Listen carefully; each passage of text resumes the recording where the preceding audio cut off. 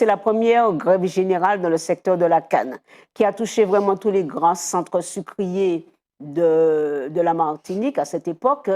On peut dire que l'essentiel de la production, des exportations de la Martinique à cette époque, c'est le sucre. Il y a une vingtaine d'usines centrales, principalement sur la côte atlantique, dans le centre, la Martinique, Rivière-Salée. Et cette grève, elle a marqué parce qu'il y a eu l'épisode qu'on appelle la fusillade du François, le 8 février 1900, où il y avait vraiment un peloton d'exécution de soldats qui attendaient les ouvriers devant, à l'extérieur, dans l'espace, on peut dire la cour, mais c'est l'espace de livraison des cannes. Et vous avez un groupe d'ouvriers qui venaient du Robert et qui a été littéralement, en fait, il y a eu une fusillade, alors qu'il n'y avait pas de corps à corps entre les soldats et les ouvriers grévistes. Et les premiers qui sont tombés, ils sont tombés plusieurs mètres, et ces plusieurs mètres séparaient la ligne des soldats des ouvriers. Donc c'est pourquoi je parle de peloton d'exécution. Et il faut savoir que la majorité des ouvriers qui sont morts, ce sont des Robertins.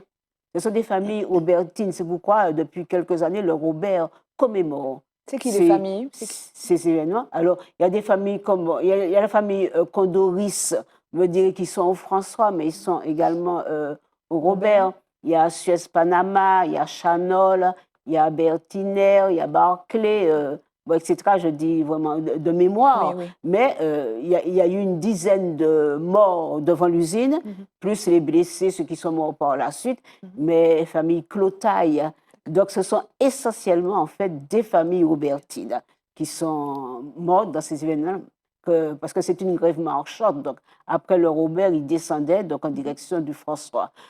Donc, il y a ces événements-là. Et puis, j'ai écrit également sur une brochure. Précisément, donc on y vient. Donc, vous avez la brochure, vous pouvez la montrer. Oui, donc, voilà, février, donc la grève de janvier-février 1974. Alors, 1974, il y a eu cet événement, cette mort, cet assassinat, aussi cette opposition, mais cet assassinat de 2 ouvriers agricoles. On retient Ilmani et Marie-Louise. En fait, Ilmani Serrier, dit Renard et Georges Marie-Louise.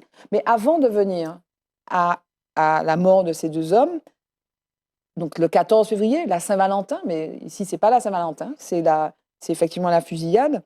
2 jours avant, le 12 février, il y a une grosse grève générale, en fait. Qu'est-ce qui se passe? Pourquoi il y a cette grève? Qu'est-ce qui se passe depuis janvier? Depuis janvier, cette grève dure, et en février, donc, ce point-là de cette fusillade qui tue Ilmani et Marie-Louise. Oui, en fait, on est dans un contexte qui est très difficile. On est au lendemain du premier choc pétrolier avec une augmentation des prix, la vie chère, on y revient. La vie chère, oui, tout à fait. Donc, il y a eu effectivement une augmentation du prix des marchandises et la situation des ouvriers dans la banane, parce que cette grève concerne le secteur de la banane, même si en même temps, en ville, à Fort-de-France, il y a eu une grève générale le 12 février qui portait sous la cherté de la vie, demandait des augmentations de salaire. Mais en ce qui concerne les ouvriers agricoles de la banane, la situation était pire parce qu'ils réclamaient, je vais donner la somme, 35 francs 46 à cette époque-là. Mais ça correspond à quoi? Où est-ce qu'ils ont fait ce calcul de 35 francs 46 pour une journée de travail? Ça correspondait au SMIC. Ce qui veut dire que les ouvriers agricoles ne touchaient même pas le SMIC. Il y avait ce qu'on appelait un SMAG, un salaire minimum garanti dans l'agriculture. Ils demandaient en fait qu'on applique la loi, tout simplement, et ça a conduit à cette fusillade de Chalvet. C'était leur première revendication. Bon, ils parlaient également déjà des produits toxiques.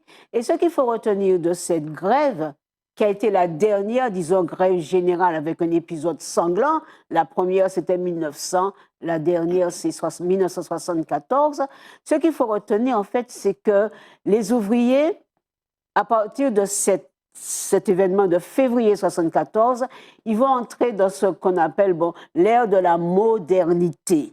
C'est-à-dire qu'ils vont obtenir l'augmentation de salaire, ils vont obtenir 35 francs 50 pour la tâche, pour une journée de travail, mais les années suivantes, parce qu'ils s'organisent aussi, il y a de nouveaux syndicats qui apparaissent comme l'UTAM, l'Union des travailleurs agricoles de Martinique, et ils vont obtenir, après la mensualisation, ils vont obtenir une convention collective de la banane, ce qui n'existait pas. C'est-à-dire qu'ils vont devenir des ouvriers comme n'importe quel ouvrier, ce qui n'était même pas admis avant 1974. Donc c'est ce qui est important dans ce qu'il faut se rappeler dans cet épisode, cette grève de février 1974. C'est l'entrée de la classe ouvrière dans le domaine agricole, l'entrée dans la modernité et dans un code du travail, une réglementation minimale du travail. Au-delà